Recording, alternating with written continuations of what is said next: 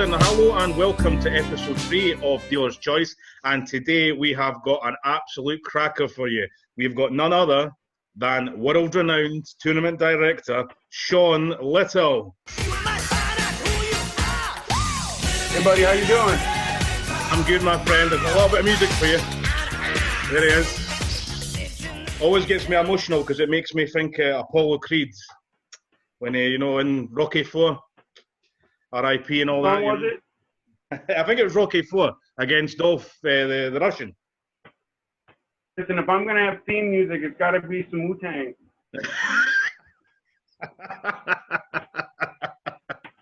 How are you doing anyway? I'm good, man. Really good. Other than being out of work for so damn long, but other than that, we're keeping well. Tell me about it. It's, I think all us that work in the business are in the kind of same sort of boat. A bit of uncertainty going around at the moment, and it's not good. I just can't wait to start pitching another card, whether it be a $5 tournament or a $500,000 tournament. I'm there. I feel you. I'm the same way at this point. So you just been stuck in, not doing much, just walking the dogs and stuff? Yeah, the wife and I have been having a lot of projects. We got our little side businesses going, so we keep busy with that. But other than that, it's just been in the house and taking care of stuff around here. Of course, you don't realize how much you don't get done when you have a lot of time. Well, that's it, yeah, because you can't keep putting it off. You can't keep saying to her, I'll do it when I've got a chance. Now it's like, can't keep using that shit anymore. Got a chance and I just don't want to do it. What I will That's say, the real truth. Yeah, I mean, what I will say, since the last time we properly seen each other, I noticed a distinct lack of the man you used to be in a good way. Diet, I've seen Jenna's been cooking, and I've heard from you've been cutting a lot of the bad stuff out. What's the secret? Because I need that shit in my life. The bad stuff is all the good stuff. That's the unfortunate thing. The sugar and the carbs is what I basically no sugar, no carbs anymore, and that's it. It's a myth that Jenna cooking though. She doesn't cook.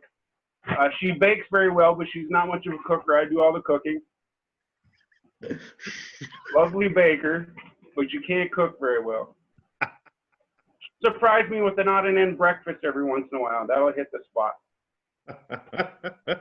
But are you finding the benefits of this, losing the weight? Or you just I mean, I do feel a difference. My knees don't hurt as bad as they used to. Other than that, it's just we decided it was going to happen one day. I was talking to Uncle B. He actually got us on it. And then we're going to do it till Christmas. And then next thing you know, it's been since October since we've been doing it. So good stuff, my friend. Good stuff. I'm trying myself. The hard thing for me, I mean, I've done it before, but the hard thing for me now is with the way this is, the UK and I think America might be different with their kind of quarantine rules and stuff. You've got only allowed out so many days and stuff, is the intake. Because take my little dog Terry out for a walk about 3-4 miles a day. It's brilliant, it's great. But then you get in the house and it's like, right, pizza, crisps, pizza. I mean, every day is National Biscuit Day in my fucking kitchen, so...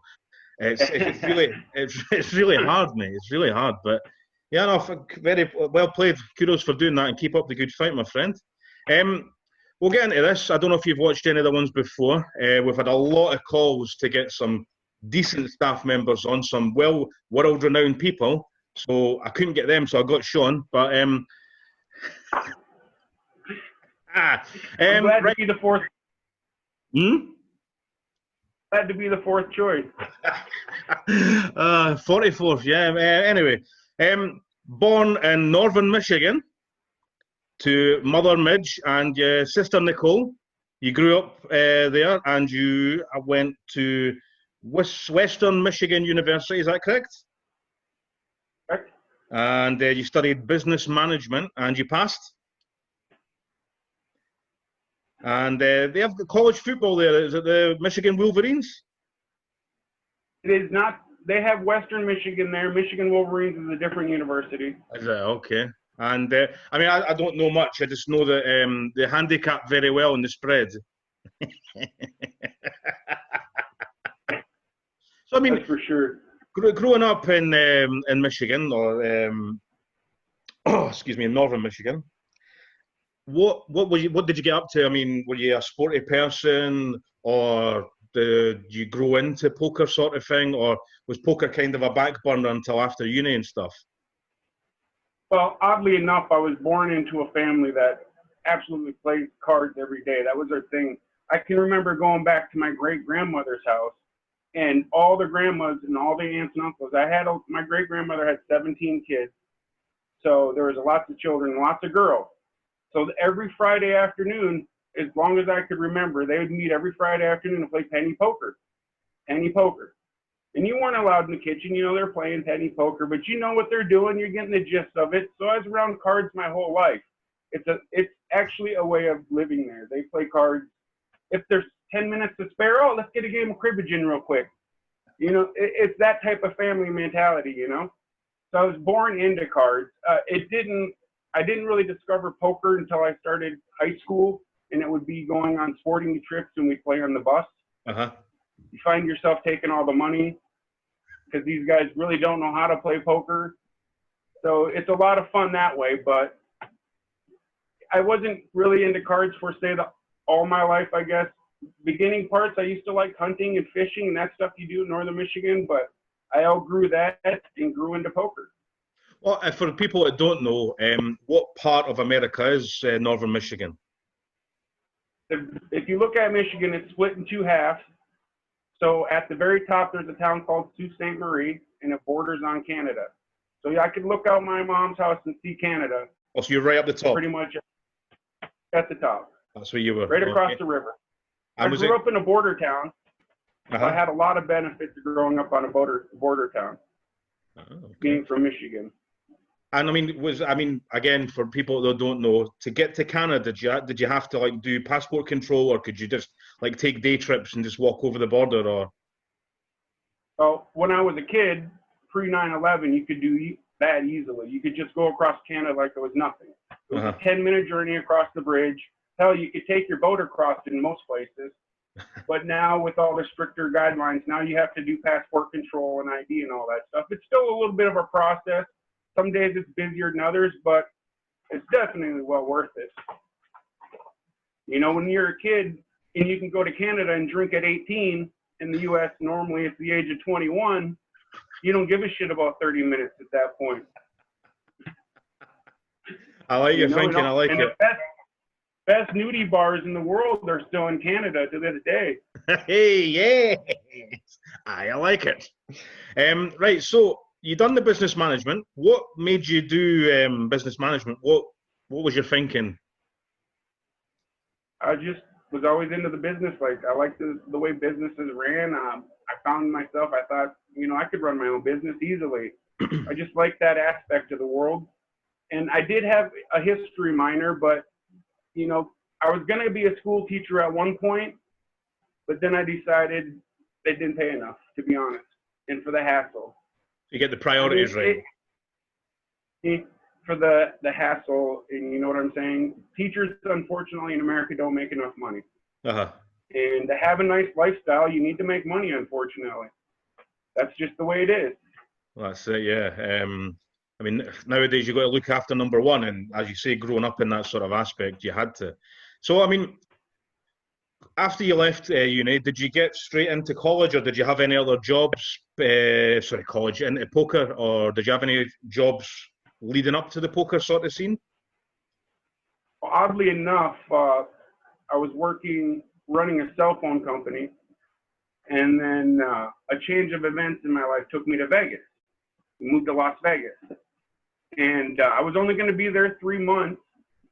So I decided I would go back to work at the casino, because I worked at the casino when I was straight out of high school, going through college at 18.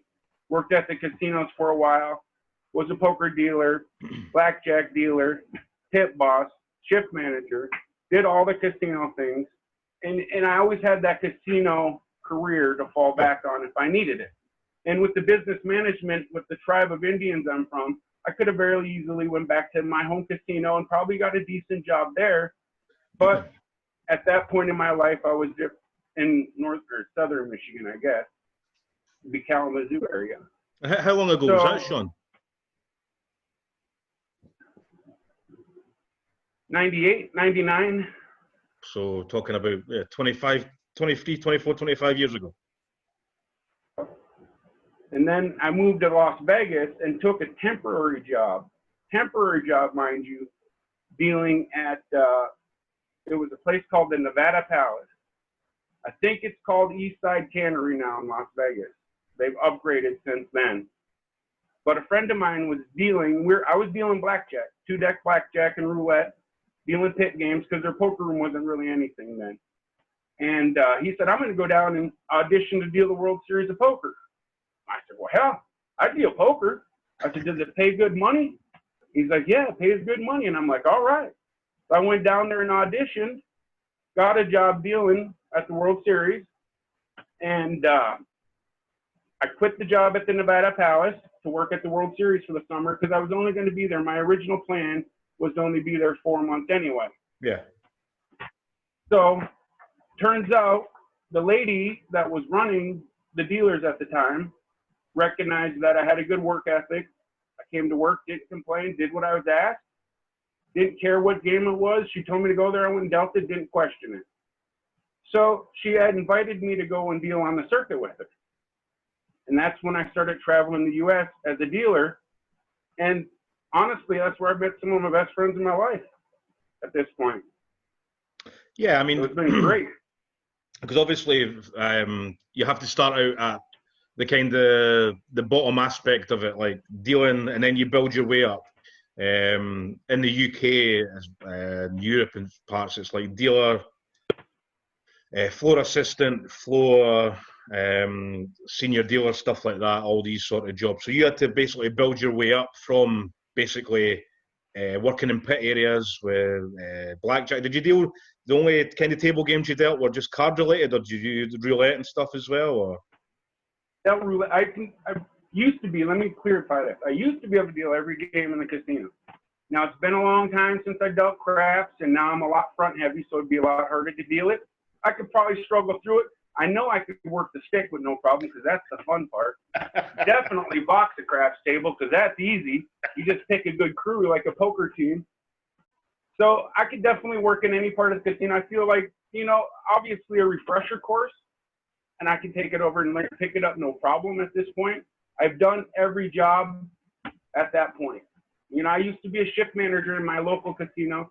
It was all right. Small casino. I learned everything there. And I don't know. It's just been a skill I picked up and I've always enjoyed.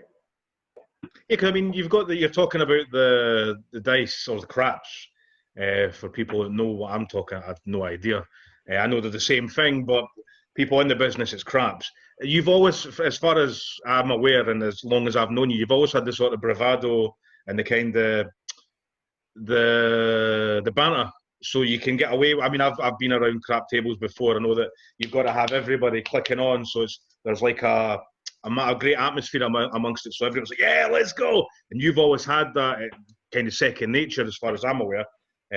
Always on events that I've worked with, you've always had the smile. You're very approachable. You're professional when you need to be, but you're fun to be around. You make everyone around you in a happier sort of bubble when they're in your presence.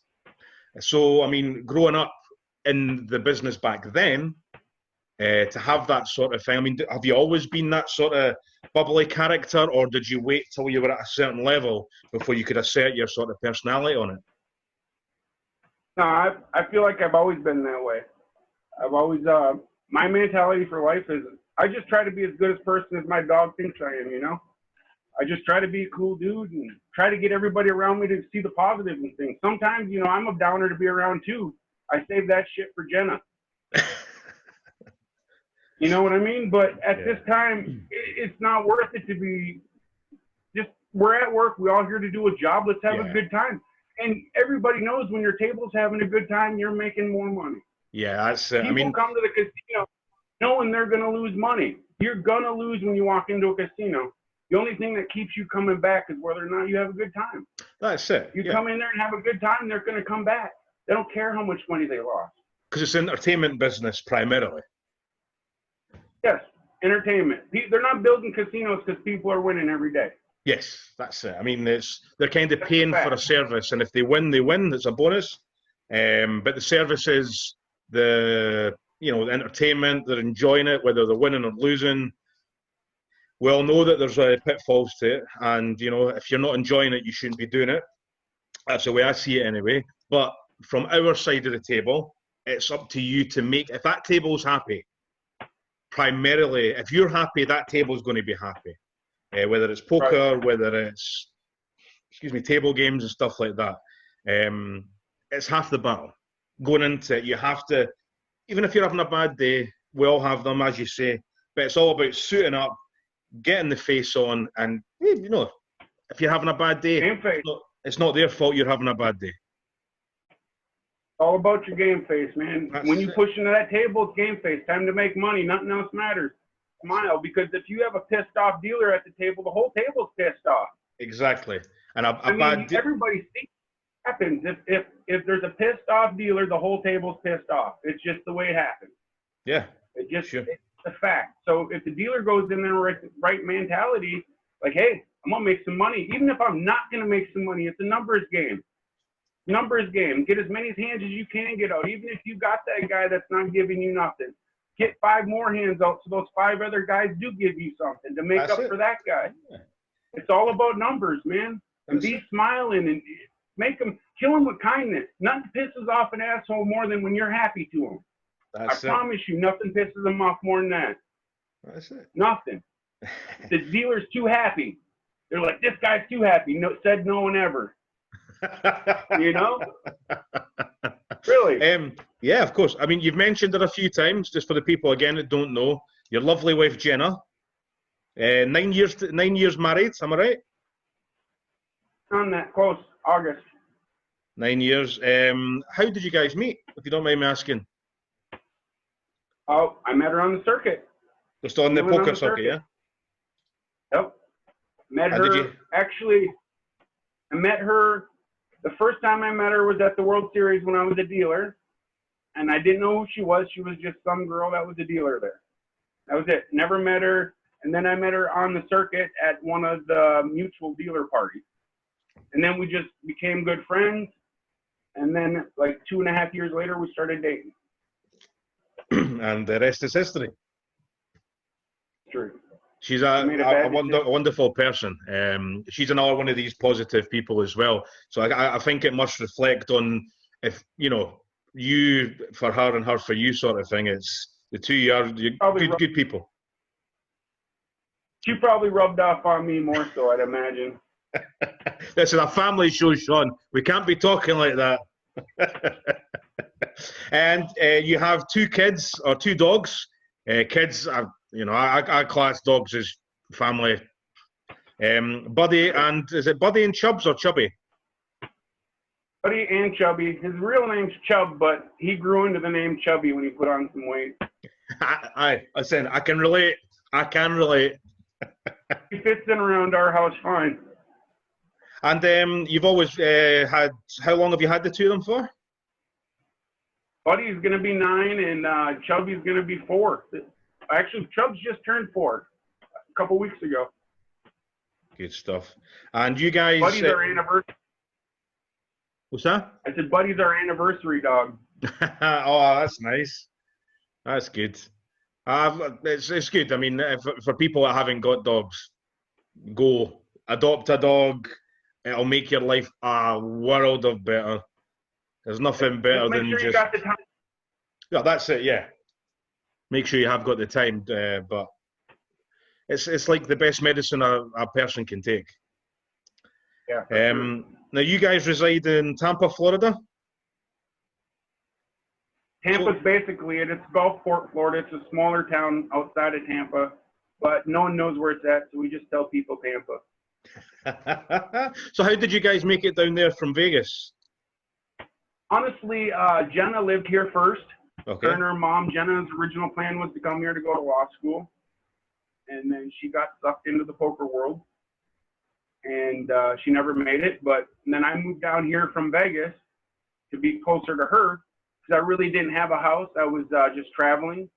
so I didn't really have a home location. So I moved down to Florida, and I've been here since. Oddly enough, I've lived here going on 13 years, and this is my first official summer here. Oh, because you've always been working, or just because, yeah? Working. We're always at the World Series of Poker at this time. Well, that's it, yeah, because we were supposed to, myself and my fiance were going to come over. We were going to come over for, I think it was 13 days. And you had promised me steak, wings, and ribs. And that was all going to be the first course. And that was going to be, I would have taken you some of the best barbecue in Vegas has. I'm telling you right now. I'm gutted. And listen, we're going to do it. It's going to happen. You're going to come back. Vegas is going to open. They're not going to close it forever. No, I mean, I've seen a few videos. Some of the casinos in Vegas are back opened, and whether it's right or wrong, people have got to live. I mean, what's your thoughts on the casino life at the moment, or the poker rooms? Right now, in Florida here, they're thriving. People are starting to play 9-handed again. Most places are still 5- and 6-handed, but a lot of places just started going 9-handed. I don't know. I'm not a big fan of the divider glass. I kind of think that's pointless. And it's just like anything else. I think if you take the right precautions, wash your hands. Chips are never going to be clean. What are you going to do? Go into a guy's stack that's been there in a 14-hour session and say, sir, I need to wash those chips? Yeah. That's not going to fly. No. I mean, so I think that it's on the people at some point. If you want to go to the casino and play poker, thank you. We appreciate you coming. We need you to come back. Yes. And but just take the right precautions. Wear a mask. Wash your hands. Take, the last time I played poker, Jenna and I went when this first started happening, and every level we made a conscious effort to get up and go hand sanitize. We weren't wearing masks at that time because it wasn't that, the concern wasn't out there yet in the U.S. It was still hidden at that point. So we would just get up and take the precaution of washing our hands every level, because everybody knows poker cards are dirty, chips are dirty. Half these guys don't wash their hands when they go to the toilet, these scumbags. But it's the fact of the nature it is. So just take the precautions, wash your hands, be careful if you choose to go to the casino. But please, don't be scared. Go. If you feel like you don't have a bad health problem, get out there and play. Support your local casino. Yeah, tip your dealers. Support your local clubs, man. They need you. If you want them to be around, they need you. That's it. Support your local card room as well, guys, girls. So, I mean, obviously, you have worked all over the world, what we've discussed. You've worked for some of the major poker brands all over, Ep3s, Norwegian, the Irish, and mainly the first time I seen you, not worked with, seen you was on the television at the WSOP in Vegas. What is your position there? When it's on, obviously. I usually, for the last 3 years, I've been in restarts. So I mostly deal with anything that's day 2, day 3, or day 4, so final table-ish. And I guess my official tournament would be a assistant tournament director. That's my official title. And you've dealt the dealt the big one before you stepped up into that role? What do you mean? Have you dealt like the big final tables? I started out. See, when I started at the World Series, I started out on graveyards in single table satellites. What got me that position was my resume, my CV, and the fact that I had business management and I worked in a casino. And I had security background because I worked at a security company when I was working my way through college. So Jack Effel at the time wanted me on there because he felt like I had a good presence, like a security vibe at night in that room at the same time, because it was overnight. And that's where I started, and I got recognized there, and I got picked up and moved to what would be bracelet events on the swing shift. And I worked that shift for, I guess, almost 6 years. And then I wanted to change, so I went to day shift.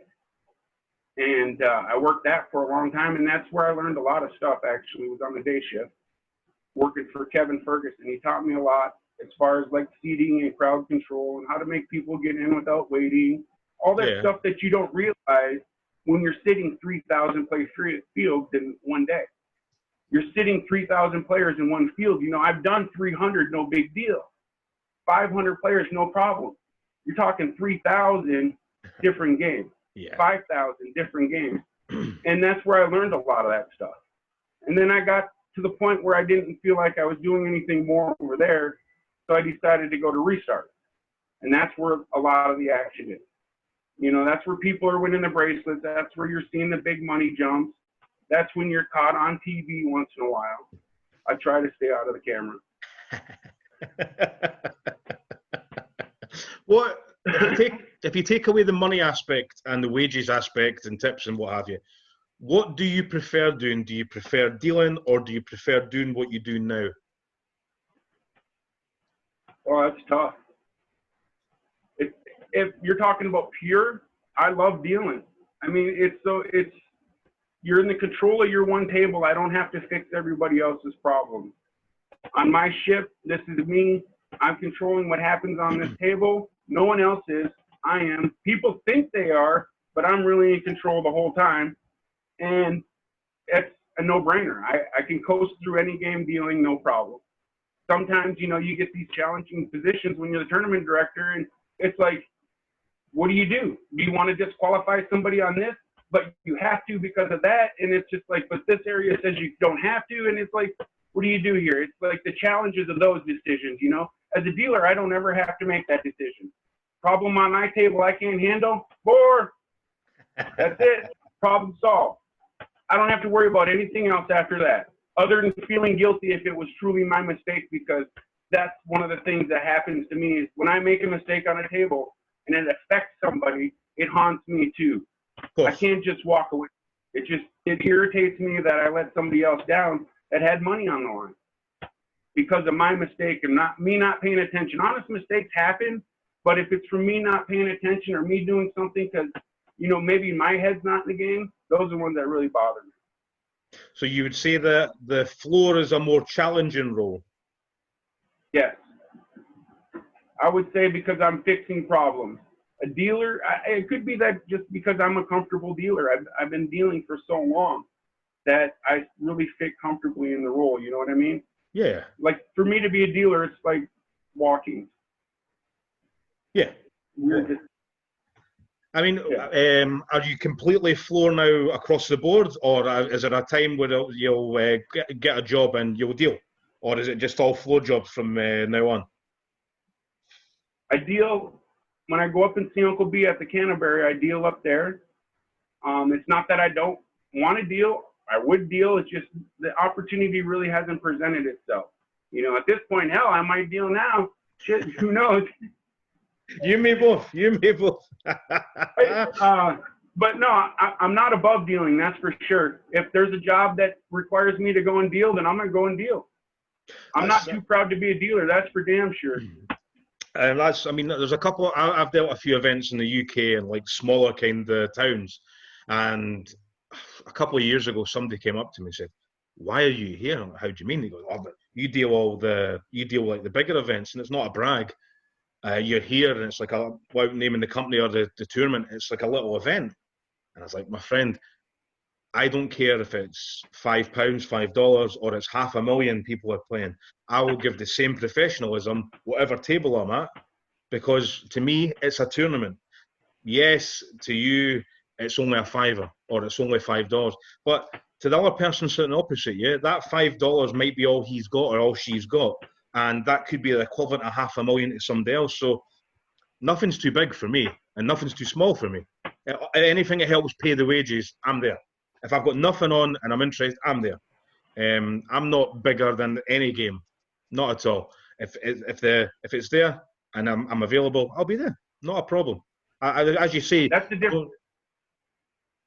I'm sorry, that's the difference. Like that's what makes you a top dealer, I think, because guys like you that are willing to deal anything, man, and you treat it like the same mentality. Like you said, it's a $5 or 50,000. It doesn't matter. That person put their money on the line and they want that treatment of, hey, I paid my money, now treat me right.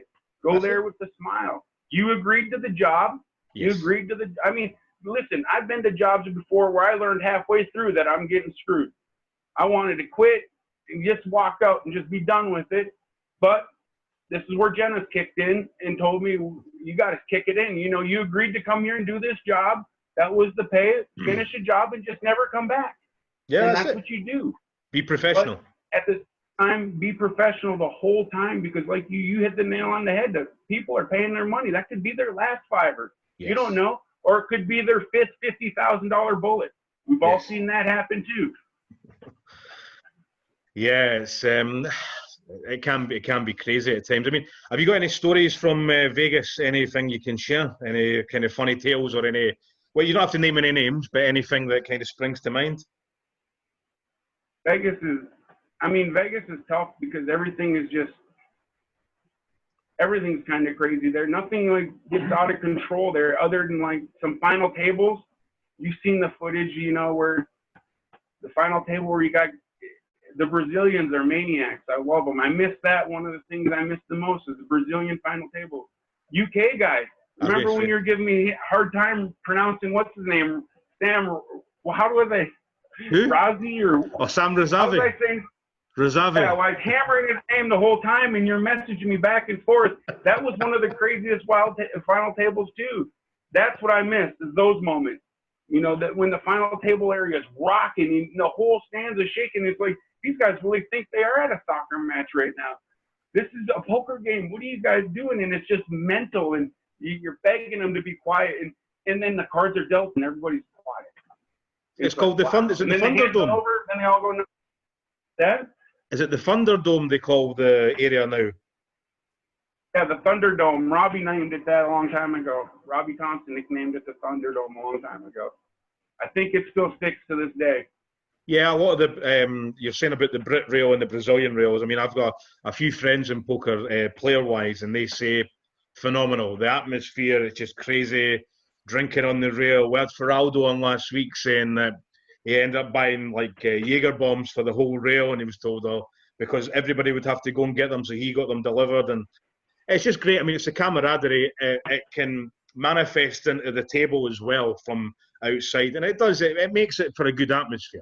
There's not much malice, if anything, but it's good. It's a rowdy environment, but from the guys and the girls I've seen either dealing it or playing it, it looks a brilliant atmosphere over there. Yeah, it is great. I actually miss that. One of the things I do miss is working the tournament over the 5 days to get to that point when you're down to the final 9. Or a lot of times we don't start filming until the final 6, but that's when it is a lot of fun. You get down to that point, and like you do have that rowdy rail, and they are getting crazy and having a good time, but not being disrespectful. That's the crazy thing. Is like I said, they get crazy, crazy, crazy in between hands. Cards are out, everybody's dead silent. That's it. It's Game like a mutual faces, respect. cards are out. Yeah, game faces, cards are out. Oh, someone won a hand. Everybody cheers. It's amazing. And, you know, it's one of the things I do miss, honestly. You know, we were talking about it today, actually missing the World Series. I didn't think I'd ever say that, but we're sitting around thinking, man, I really do miss it. Jeez. Yeah. Yeah, it's I had a joke with a couple of fellow dealers, and it's like you don't miss it till you've not got it, sort of thing. Like you always get the people moaning. I'm guilty of it myself sometimes when you're on a long push and there's no breaks because it's really busy. But what you got to understand is if you're stuck, the person behind you is stuck, the person in front of you is stuck, left and right are stuck. So you're all in it together. So don't take it personally.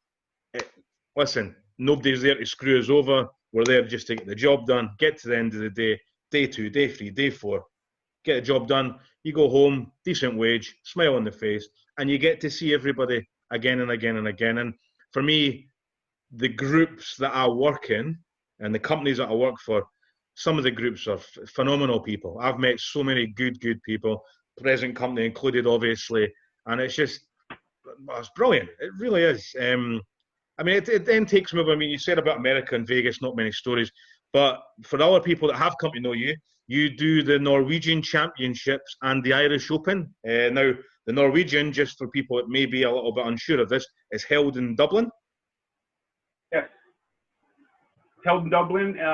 My first year doing it is actually in Riga, Latvia, though. Uh-huh. My first time ever doing it. They had it in Riga, Latvia for 2 years. It was crazy there, man. Let me tell you, it was crazy there. They had the casino in Riga. It was a casino and it had 3 nightclubs in it with the casino. 2 of those nightclubs being full-on nudie bars. Hey. Wild, wild, wild. And that was my introduction to the Norwegians. The crazy, crazy, crazy, crazy guys they are. Yeah. The one time, my first time ever there, Uncle B, people probably know Uncle B when I refer to Uncle B. So we're there, I'm working the tournament, it's busy. I'm working this whole room by myself. Uncle Is this, B comes up, is this Latvia or is this Dublin? Riga, Latvia. Uncle Latvia. B's not working. He's there as a, he just came to vacation actually, because I got hired, because that was when Thomas Kremser was running it. Okay. And I got hired by Thomas Kremser to go in there and work with Kevin Ferguson and 2 other people, JP McCann and Mickey Moore. But anyway, we go in there and I'm working this tournament room and Uncle B is my official press guy. So basically he's just hanging out with me. He ain't doing shit but hanging out and meeting people. You know how Uncle B, he does that pretty good.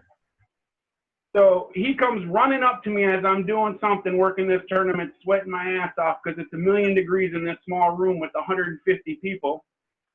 And I'm just pouring sweat. And he says, Shawnee. I said, what?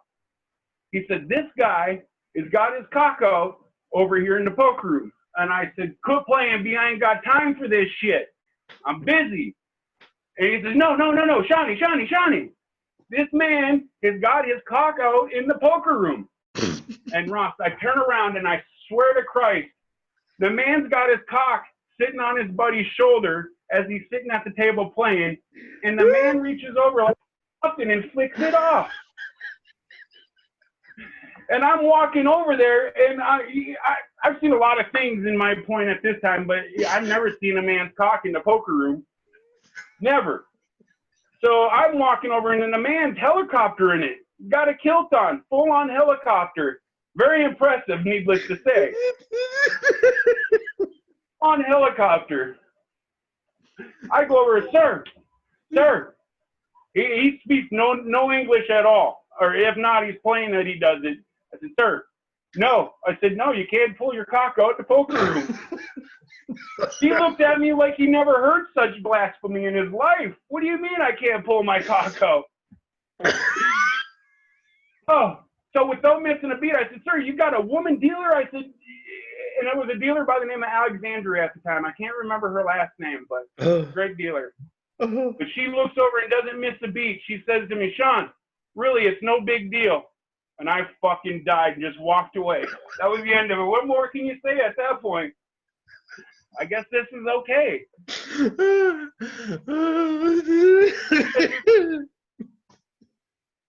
That was my introduction to the Norwegians. Man, it's been a great trip since then. And then you never had the opportunity to play in any of their events. I'm telling you, you got to make it there and get there.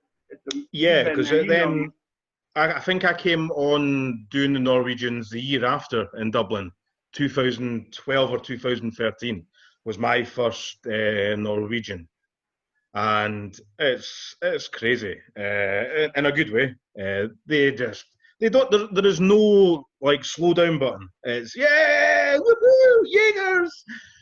It's like 8 o'clock in the morning, guys. Yeah, it's late. Okay. They all get on with no arguments amongst them either. I mean, they just come to play poker and have a good time. They don't fight. Usually when you have that many guys around and a bunch of alcohol, you can assume there's going to be a fight or two anyway. Yeah. Now with these guys, going on 10 years, been doing it. I think I've seen one fight, and I don't think that was involving a Norwegian, to be honest, at the whole festival.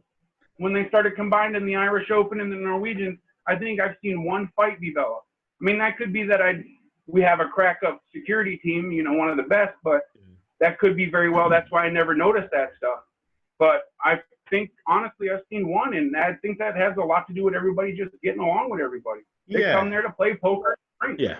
Because it's like a vacation. They have they take loads of time off work. For people that don't know, I mean, I would advise going when it gets back up and running. I think it's going to be back again next year in March, April time. I don't think it's set. Nothing's set right now.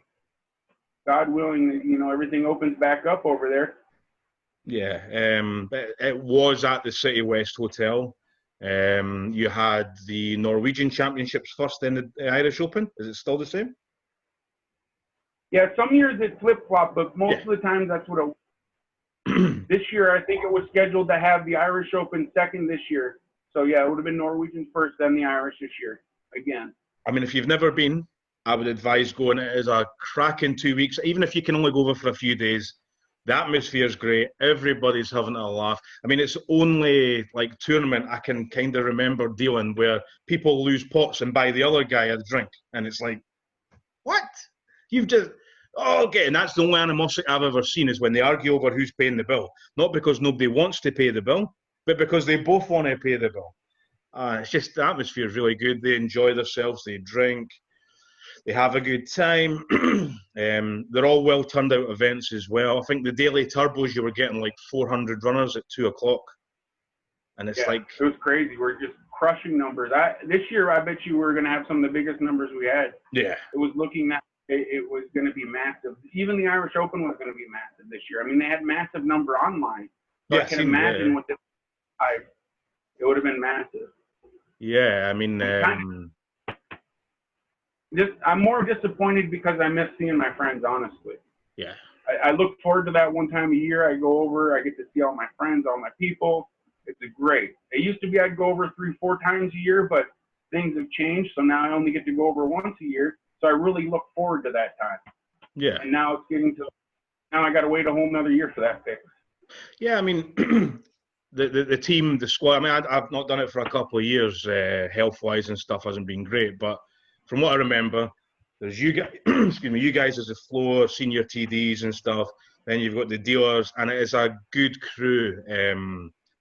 We always have the staff parties at the end that, excuse me, JP will organise. There'll either be one at the end of the Norwegian, then you get a day off, and then it's the Irish. Then you have the Irish Open party for the dealers, and it's always phenomenal. I do love a good dealers party.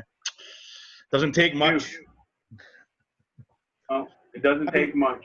Yeah, I mean, what's your thoughts on for any dealers that are watching? Would you advise like going to these dealers parties to get to know people if you didn't know them? Yeah, I mean, go. It's always good to go to dealer parties, but don't go there with the mentality I got to drink all the free booze I can, because that's just the wrong attitude. Go there and have a couple of drinks, be sociable, dance, meet people. You never know. You might get that next job by meeting this person. Be like, hey, they are looking for somebody. I can put your name in.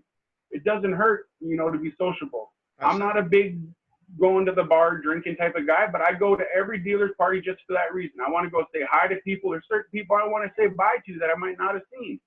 But it's always good to go, have a couple of drinks, but don't go in there with that attitude like I have to drink every drop that's free right now in the next 2 hours, because that's when you find yourself in trouble. Yeah, I mean, it's as you say, it's networking as well. Good social networking's unreal. That's how, I mean, I've got a few jobs with that. Just you get to know people. They say good things. Oh, I'm glad you came over. What's your name? Because they don't know who you are. And if you don't make that connection, you never know. And that could be half the battle as well, because you're making how you doing? And they then say, this guy's approachable. This girl's approachable. That's half the battle. It's your personality goes a long way. If nothing else, you might meet a new friend. You can never have too many friends. Never. That's true. I mean, that's true. So, I mean, you've done Irish and Open, Norwegian. It's quite an illustrious thing. I mean, going forward, for poker-wise, you've learnt off some of the best, as you've already said, Matt Savage, Jack Eiffel, Kevin Ferguson and stuff like that. Is there any advice you could give any sort of up-and-coming dealers that are either starting, or even ones like people myself? I've been in the business freelancing since 2012. Is there any advice, mentality or personality-wise, you could give? Yeah, I mean, like we talked about earlier, going into every table with that fresh attitude, man. Just have that good attitude when you sit down. Be happy when you get there. Even if you're having a miserable day, don't let them know. To them, you're having the best day ever. Yeah. Smile, get through the job, Know the rules. The rules are there for your benefit. Know the rules, know the procedures. If you're not sure what a rule is, ask a floor man. If you think that floor man might not know exactly what you're talking about, ask someone else just to get that second opinion. It doesn't hurt. By God, don't ever question the ruling on the table, though. Take this off to the side and ask them. Most guys are approachable. You can ask me, message me. I don't mind answering you if you ever have a rules question. Ask. Know the rules. Be positive. You know, go to work with that right attitude. Don't go in there with like, oh, they've overlooked me again. No, go in there and say, what can I do to get them to notice me this time? Go in there with the right attitude. They tell you to push the table and you hate that game, deal the game anyway. Don't let them know that you hate that game. Go and deal it. Be happy. Just get through it. It's 30 minutes at most, sometimes an hour. You're going to have that guy on your table. But listen, you don't have to take that abuse from a player. If a player is over the line and he's crossing the edge, don't be afraid to call the floor for that either. Because I'm never letting a player abuse any one of my dealers in any tournament I'm running. I promise you. I promise you. If you ever have a problem with the player in my tournament, you let me know, because that player is going to know that I have a problem with them now. Yeah. But don't let it be a just reason. Don't be in there giving him an attitude. You be in there with a positive attitude and have everybody on your side. This guy's an asshole. It happens. The world's full of them. Yes. The world's full of them. It most certainly is. I mean, don't let them ruin your day, though. That's it. You got to just take it off with the smooth sometimes and just grin and bear it and get through it, because we're all in the same boat. We're all striving for the same sort of thing. Get the job done, give the best service possible, and you get in, or sort of you get out what you're going to put in anyway. If you sit at a table and you're not in a great mood, it's probably going to reflect on the attitude around the table. Be happy, be positive. Once you come off the table, then, you know, switch the switch off, have some downtime. But when you're there to do the job. Keep a smiley face. When you go in the break room, tell everybody, hey, this guy's an asshole on table 27, seat 4. You know, that's when you go and warn everybody else, hey, watch out for this asshole. You know what I mean? And then just get in there, like I said, kill him with kindness. Nothing pisses off an asshole more than being overly nice to him. Yes, sir, with a smile. You know? Someone flips you off in traffic, you just give them that thumbs up, and that pisses them off even more, I promise you. You just don't let them get you down, man. Yeah, that's it. I mean, you play a bit yourself, Shawn. I've seen a few tournament wins that you've posted in the past. Do you, with the job, when you sit down at a table to deal with a big game or a wee game, whatever, do you take that into when you play? Do you take any sort of, like when you're sitting there dealing and you're looking at a player, because obviously you have to keep concentration, do you try and get tells from the person, so when he turns the cards over, you're like, yeah, that's what I thought, and then going into playing, do you take that into it? Yeah, I do. I kind of try to. I mean, a lot of times when I'm dealing, I'll sit and find myself like, oh, that guy's full of shit. I wish I could look at his cards right now, because I know he doesn't have nothing. You know, oddly enough, now that you mention that, a funny story last year after the World Series happened. A guy went into the tank 2 or 3 different times, folding his hand, and the dealer, an older lady dealer, decided she was going to look at his hand. And the guy loses his fucking mind, as he should. He comes and tells me about it, and I pulled the dealer off to the side after her down's over, and I asked her what happened. She said, I just really wanted to know what he had. And I almost fucking died. I swear I almost died. I just really wanted to know what he had. I'm like, okay, well, that's not how it works. There's times where I really want to know what they have too, but you're not allowed to just look. That's not how it works. But yeah, I mean, as far as, I do feel like I learned some things. I mean, oddly enough, a lot of these young kids, I've learned a lot from them. They're more fearless than the older generation, I feel, and their range is a lot opener, and it's just, I've learned a lot of things like that, but I just find myself bored playing Hold'em tournaments anymore. So now I just kind of play cash when I play. I'm just too bored. I can't sit there for 8 hours, 9 hours. I'm like 2 hours, 3 hours guy, and I'm done. Yeah. You know, I just get to. At least with cash, you can stand up and go whenever as you please, sort of thing. Like, whereas a tournament, you're kind of locked in when you're playing. So, I do like to play a tournament, but I just don't like to obligate myself anymore like we used to. I used to play a lot more, but not so much anymore. See, I mean, going forward, once God willing, or whoever you believe in willing, what is next for you in the poker scene? Do you have any plans, or is it all still up in the air over there? All still up in the air. Obviously, the World Series got rescheduled. They don't know when they're going to reschedule that too. And I don't know, honestly, if they're going to do in-house or how they're going to do their hiring. That's how it works there. They don't contact you until they need you. Obviously, being there as long time as I have been, I'll probably be one of the people to be contacted, but you still don't assume anything in life. So you actively try to pursue other jobs and see what happens. They don't even have dates for it right now. So they don't know if they're going to be able to have it this year still, or if they just push it off till next year. That could be an option. I know they'd love to have it because the people love to have it too. Yeah. But if it's not safe for them to do, they're not going to do it. Because they're doing it online this year. Is that right? Yeah. Yep, we're going to do an online bracelet series. That should be really fun. I mean, I put something up the other day about that. If you can get to Nevada or New Jersey, get in it. Get in there and play online. Their online action is great. Is that everybody can play it all around the world, apart from, say, there's only certain states in America that allow online poker? Yes. So you just have to be physically in that state, but anyone can play. Like, you can just have to be in that state. So it's either Nevada or New Jersey. That's the only place WSOP.com is licensed to run. So you have to be physically in that state to play. I mean, what's your thoughts on it being online? Because I've seen flip sides of people complaining about it, bit of negativity, but then I've also seen a lot of good stuff, because there's people that can maybe afford the buy-in, but they can't afford the travel, the expense. So for their point of view, it's a good thing. But from the other point of view, a lot of people are like, oh, well, it's online. Well, I think it's more of like the older generation is not very keen to online, but I think it's great. Online poker is amazing. I mean, it's there for a reason. It's for people that can't go to the casino. You want to play online, it's still there. Play. I mean, it's there. It's a good action. It's safe. People are worried about it not being safe. It's safe. It's all regulated. You don't have to worry about any getting cheated out of your money. That was one of the big misconceptions of online poker is I'm being cheated. I'm being cheated. No, they have regulations and safety precautions in there. These big companies, that's why they're doing it so well. They have all the security measures in place.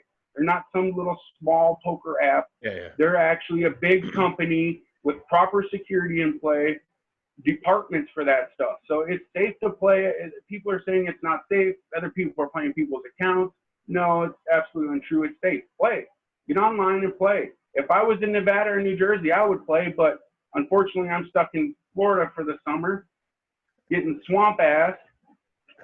So, yes, and it's not worth it to me to go out to all that way out there. I'd rather stay home with the family, enjoy this one summer. Hopefully, this is my last summer here for the next 15 years. I'm at the World Series every year for the next 15 years again.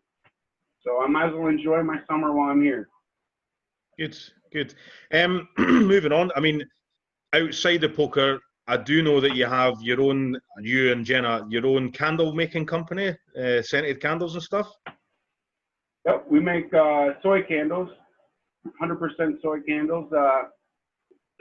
We make them. It was started as a hobby, honestly, and then we got a couple stores that sell them for us now. We sell online, of course. We do little festivals. That's a lot of fun because, like you said before, I'm a people person. Yes. So I love going down to the festivals and working the tent, man. That's one of the best things about it is just go down there and just interacting with different people and playing with them and like try to guess this smell. It's in a fun way though, you know what I mean? You always get them on that one, or you just yell out free smells and then tell them it's the good ones. It's a lot of fun just down there. Yeah, you hook them in, man, and it's interacting with people. I think that's what I enjoy about it. The candles are nice, but it's just messing around with the people. And we've also started doing T-shirts, and Jenna's very creative, so she's got everything going. And she's making masks, and she's making twirly cups with resin on it. I don't know what other things she's got me building for, but she's a very creative person, so she keeps me busy. Excuse me, the candle, it's the Sunkist Candle Company, all together, one word, .com. Yeah. So if you're interested. Hey, get on there, get your gift ideas in, man. We do everything. We do it all. If you need wedding favors, candles. If you just want a crazy candle smell, you know, we got them. Get on there, check it out. All my friends and family, I got different prices for you. Just shoot me a message, you know, I'll let you know the price, the player-friendly price, you know. So there's a deal for everyone. Sunkistcandlecompany.com. Do it. And there's also the t-shirts you said you make, and probably anything else. If you can think about it, Jenna and Shawn will probably fucking make it. Got to get your hustle on, man. You got to hustle. Hustle. Make that money, Ross. That's what you got to do. That's it. That's it, my friend. That's it. Well, Shawn. Cut the lawn for as if the neighbor needs it done. Shit, I don't care. Pay the money. That's it. Bills have got to be paid. Bills have got to be paid. Well, Shawn, I mean, it was brilliant having you on, my friend. You're the first floor from our side that I've had on. I've had a couple of the players. Now we've had the best, if not one of the world-renowned Shawn Boy. It has been an absolute privilege having you on, and I thank you very much for your time. All right, buddy. I really enjoyed myself. If nothing else, it was great talking to you. If no one else watches the video, me and you had a great conversation. Exactly, my friend. You take care and love to the But family. hopefully they watch it and they had some questions for us. That's it. Good luck, my friend. Take care. Bye.